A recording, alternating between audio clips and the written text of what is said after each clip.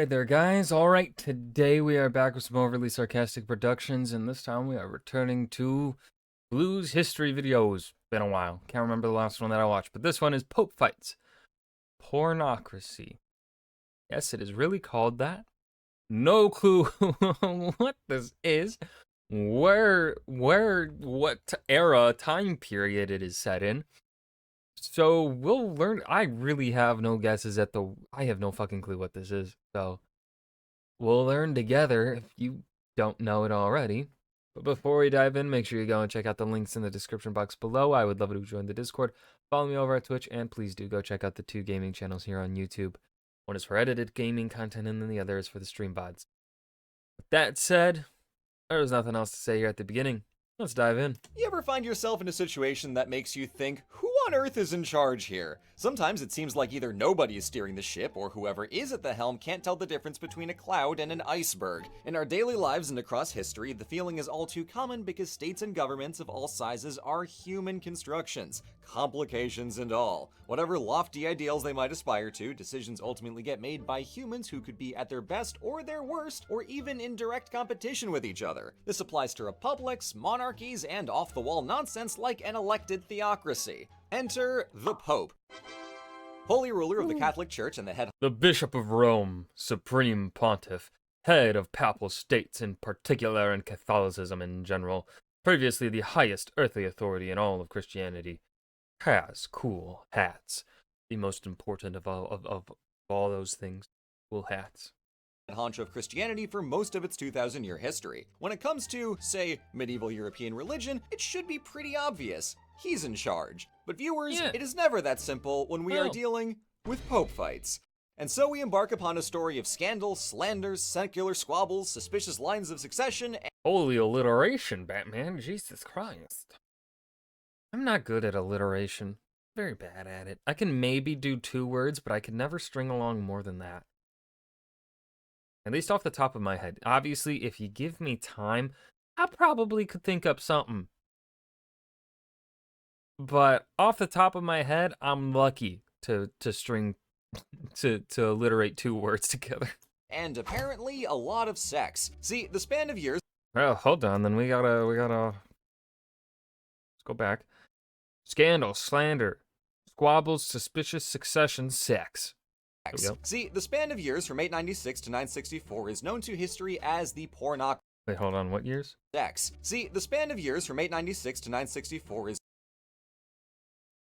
896 to 964. Alfred the Great was alive for 3 years of that time. known to history Was as still the alive. Pornocracy. Yes, it is actually called that. The name comes from the Greek meaning rule of prostitutes, which is a title so sensational that we can get a whiff of an agenda here. Perhaps a little grudge wafting out from our sources. Keep that skepticism in mind as we dive into the salacious story of the Pornocracy to see if it was really so awful, learn what was actually going on in the wider history of the papacy. What if it was like the best years of the papacy's time on this earth? What if it was the most like accepting period, the most loving, the most kind?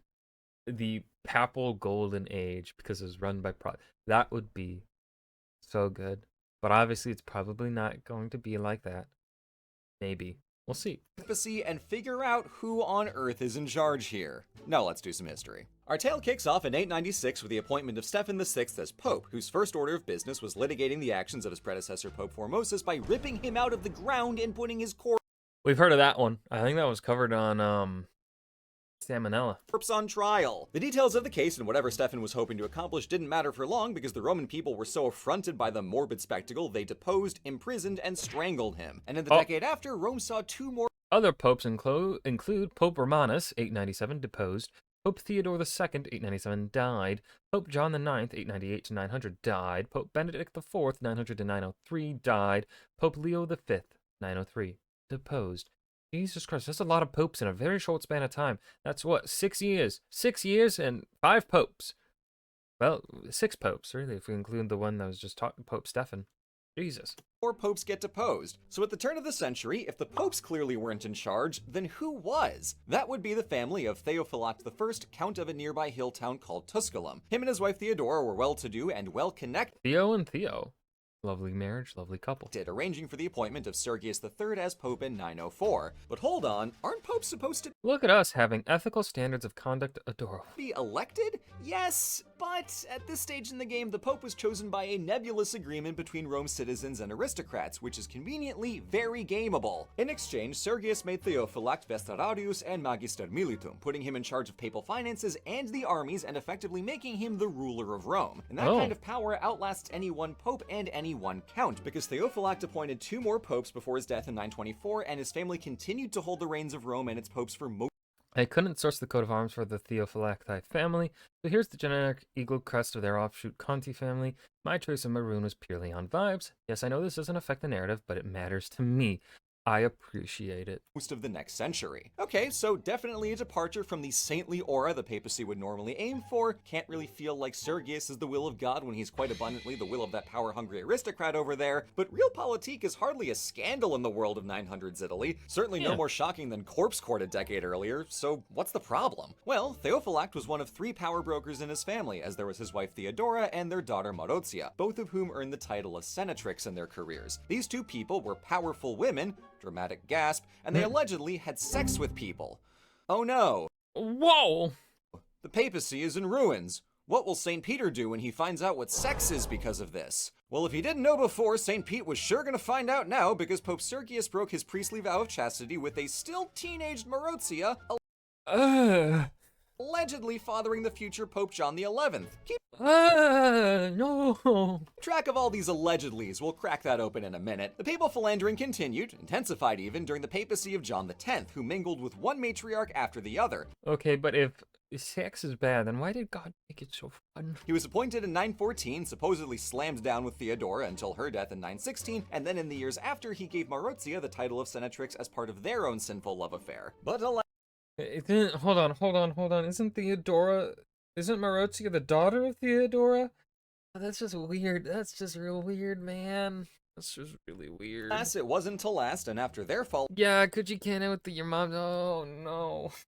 falling out, Marozia married Guy of Tuscany, with whom she attacked Rome, arrested the Pope in the city, and had him jailed and killed, appointing the next 2 popes and then installing her own son as John the 11th. But not all of Marozia's sons were so pliable, as another son by her first marriage, Alberic, objected to her 3rd marriage to King Hugh of Italy with his northern sensibilities and sus foreign armies, so in 923, during the wedding ceremony, Alberic threw a coup, imprisoning Marozia for 5 years until she died in jail. Bad news for Marozia, but Alberic swiped her role as Rome's #1 power broker and ruled the city for the next 22 years, handpicking the next 4 popes between his brother John the 11th and his son John the 12th. All in all, the Theophylacti dynasty ruled Rome and puppeteered its pope across 60 straight years, 4 generations, and 2 infamous matriarchs. Now, obviously, the holy office of Pope being swayed from its sacred purpose, taking orders from aristocrats and canoodling outside of celibacy vows is bad on principle, but like, come on, we've seen way worse than this. Even taking every scandalous fact, can we say this 60-year span is really the lowest the papacy has ever stooped? Forget the Reformation, the political squabbles with kings and emperors, the corruption and wars of the Renaissance, or a century of anti-popes.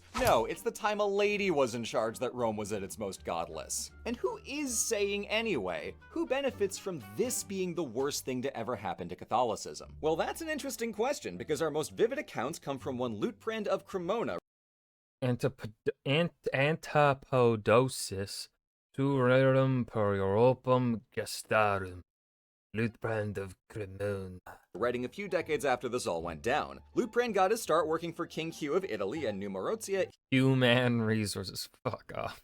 insofar as she married his boss and almost got him killed at their wedding. His career path later took him to Constantinople on diplomacy and landed him in the court of the Holy Roman Emperor Otto I, in whose employ he had to contend with Marozia's grandson, Pope John XII. From Liutprand's perspective, the Theophylacti family was a thorn in his side for his entire life, and that loathing figures mightily in his 6-decade history of Italy. This book just so happens to be where the overwhelming majority of the anti-Theophylacti slander derives from, with such stories as Marozia fathering one pope by another pope, or how John XII died from a paralyzing sickness that struck him during an act of adultery. Sure, buddy. Sure. Luitprand is the most detailed and by far the sauciest account from the period, but he is not the only one, as chronicler Eugenius Vulgarius claims that Theodora was full of virtue. Contrasting evidence. And other sources critical of popes from the era don't even approach Luitprand's wild claims. What likely really happened is our trusty pal Ludipatuti over here had a blinding bias favoring his employers, King Hugh and Emperor Otto, and spiced up his personal grudges by fabricating... The English title literally means retribution. I mean, come on. Yeah. Low-grade smut. This is the worst kind of history writing. It's just trash. So if the pornocracy as described wasn't even that bad and likely wasn't even true, why on earth did any of this stick? Well, Luitprand had his biases, and later Protestant scholars in Germany did too. What's the funny thing about this? Right, this isn't just a one-off thing where this is like the only time that around this time period as well. I think around 1000, maybe a little later. And I cannot remember the titles of these books nor their authors. But there was this one book on the monarchs of Britain, right? So including like English, but also pre-Anglo-Saxon. And in it is where we get the, I believe, might be the earliest written mention of King Arthur. And so that book became really, really, really popular. But around the same time period, I think probably shortly after or something, there was a less popular book, though it completely contradicted and said that other book was wrong. There was no King Arthur or something like that. Obviously, I'm going off of memory here, off the top of my head. So what I am saying could not be entirely correct, but I do know that the gist of what I am saying is correct. I read it in a book from a historian of the time period that I trust a lot. Citing this era to highlight the evil, awful terribleness of the Pope, coining pornocracy and other related words. We're also workshopping several other disparaging labels, but slutriarchy didn't test on. I fucking like that more than pornocracy. The slutriarchy, that's so good. To describe this church-shattering harlotry. Their logic being that it wasn't just one particularly corrupt year in 1517 when Martin Luther decided enough was enough. No, the church in Rome was always illegitimate, and even worse, those two women were having sex about it. Gross. Meanwhile, the Catholic Church wasn't exactly itching to dredge up one of its messiest chapters to defend itself. It's way easier to just hit them with a "God works in mysterious ways," brand the era as an unfortunate spat of sinfulness, and swiftly change the topic. The result being the pornocracy narrative went functionally uncontested. So viewers, I tell you this story not to paint Marozia's alleged boning bonanza as girl boss behavior all along, or besmirch the honor of the Catholic Church, as if Pope fights is the straw that'll break that camel's back, but to put all this historical vilification into actual context. It's easy to see this period as either a scandal to be leveraged or a mess that's easier to ignore, but if we zoom out and look at Rome and the Pope in relation to the wider Christian world, we can see the pornocracy as one step in a process, namely figuring out who on earth is in charge here. Start in the mid-700s. The Papal States have just become independent after centuries as a province of the Byzantine Empire, and with potential rivals to the north and south, that's a precarious spot, so they turned to the Frankish kingdom for protection and offered in return the one thing they had to give: cultural prestige, crowning the Frankish King Charlemagne as Emperor of the Romans. For the next half-century, this arrangement works. The Emperor insulates Rome from conflict and gets to call himself Emperor, and the Pope can focus on Pope stuff. Who's in charge? Yay, a bit of Pope both things. of them. But then, in 843, the Empire splits up and Carolingian power rapidly withers in the decades after. So Rome has to start looking out for itself. Now hold on a minute. This wasn't in the brief. We are on the earthly vicar of God. We are the earthly vicar of God, not mayors and governors. But you wanted to rule a good chunk of land. You're contradicting yourself, Mr. Pope. And the papacy is too fickle in office to fit that bill. At the turn of the 900s, the logical answer to this vacuum is that aristocrats do what they do best: grab for power. So in comes the Theophylacti family, matriarchs and all, to steer the ship for 60 years.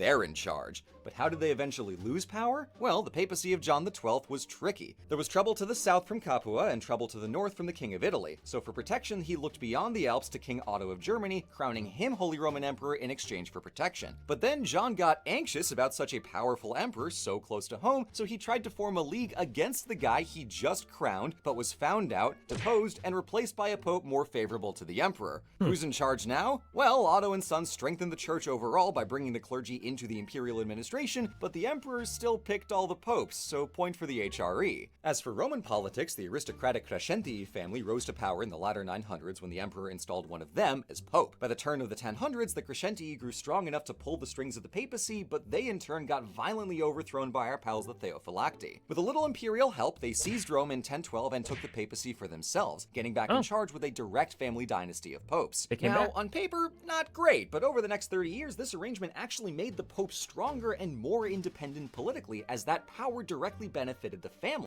Tusculani. Note down names. The Theophylacti in the 1000s are referred to via their noble title as Tusculani or Tusculan popes. However, this fell apart during the reign of their third boy, none other than the flip-flopping three-time Pope Benedict IX from the original Pope fights. Dang! Throwback.